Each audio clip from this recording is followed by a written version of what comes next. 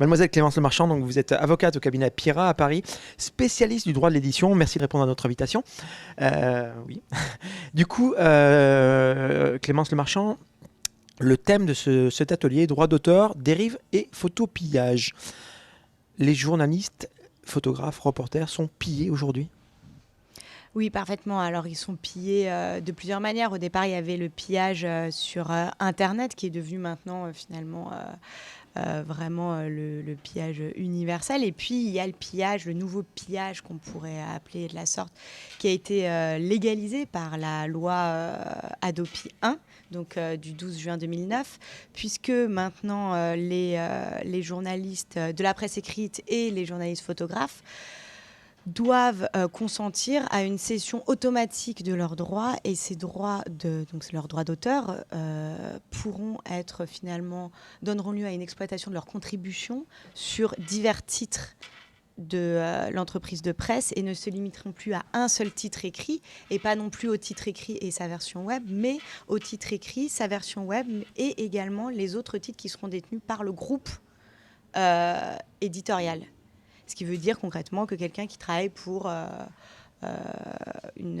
magazine de santé pourra voir son article publié dans un magazine de presse féminine si le groupe détient aussi bien des titres dans ces deux domaines. Est-ce que ça, vous dites c'est la loi, ok, c'est Adopi, c'est donc un cadre. Quand on parle de loi, on parle d'un cadre. Est-ce que c'est pas aussi du ressort des conventions à l'intérieur de chaque média? Voilà. Alors parfaitement, c'est-à-dire que la loi a posé un certain nombre de principes et a omis de définir de nombreuses notions, 3 notions principalement. La notion de période de référence, qui est la période initiale selon laquelle le journaliste donc cède ses droits sur le titre, et puis également 2 autres notions qui sont d'une part la famille cohérente de presse, qui donc doit être définie par les partenaires sociaux et qui va définir justement le périmètre de ces différents titres sur lesquels pourront être reproduits les contributions des journalistes. Et une troisième notion qui est très importante, celle de la rémunération. Et là, on touche tout particulièrement aux photographes, parce que finalement, les photographes ne sentent pas encore l'effet de cette loi, puisque la loi ne sera applicable aux photographes qui collaborent de façon occasionnelle, donc à des titres, pas ceux qui collaborent de façon permanente, que lorsque seront pris des accords entre les partenaires sociaux, accords qui n'ont absolument pas été pris à ce jour. Et s'ils n'étaient pas pris en juin 2011, ils devaient donc laisser la main à un décret qui peut intervenir maintenant du jour au lendemain, et qui a pour mission de définir des barèmes de prix d'achat des photos, et des barèmes de prix pour la reproduction sur cette famille cohérente de presse, qui elle-même doit être définie par les partenaires sociaux. On va dire Clémence Lemarchand qu'on est du côté des journalistes. C'est quand même un congrès de journalistes. Et quand je dis journalistes, pour le coup, on les met peut-être en vis-à-vis de leur groupe de presse. Aujourd'hui, il faut qu'ils se défendent là-dessus. Oui, bien sûr, il faut qu'ils se défendent. Et d'ailleurs, on entend beaucoup de journalistes qui, eux, se défendent, mais qui ont du mal à trouver un interlocuteur en face, apparemment, dans les discussions. Donc, les thèmes principaux, bon, vous l'aurez compris, c'est la rémunération, mais également cette famille cohérente de presse sur laquelle il faut vraiment se défendre, puisque plusieurs critères peuvent être pris en compte.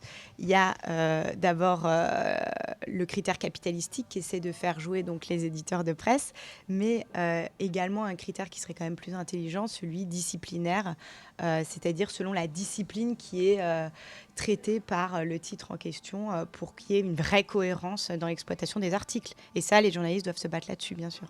On sort de du périmètre de l'avocate. D'un point de vue éthique, ça vous choque, vous, personnellement? C'est-à-dire que En gros, est-ce que cette loi, elle est mauvaise, quoi? cette loi est bonne sur un certain principe, celui de l'adaptation à l'exploitation sur les sites internet, qui était vraiment nécessaire, puisque la législation sur les droits d'auteur est très stricte en droit français, et qu'il fallait permettre une exploitation sur la version web des articles tels qu'ils étaient parus sur la version papier. En revanche, effectivement, elle est choquante sur finalement la façon dont on traite le journaliste plus comme un fournisseur de contenu sans faire tellement attention au contenu et au support sur lequel ce contenu sera publié, parce qu'on n'écrit pas de la même manière sur Internet et sur une presse papier. Et vous, ce sera ma dernière question, Clémence. Au cabinet donc Pira à Paris, vous avez déjà des journalistes et des photographes qui viennent vous voir et qui se battent pour leurs droits? Oui, on en a qui viennent nous voir et qui se battent, d'autant qu'on est dans une vraie période de transition. Donc il y a encore la loi antérieure qui s'applique et la nouvelle loi qui entre en vigueur, et que finalement les frontières sont très obscures, et donc ils nous interrogent sur leurs droits aujourd'hui par rapport à leurs plus anciennes publications, à celles à venir, et de la manière dont ils peuvent encore influencer l'application de la loi.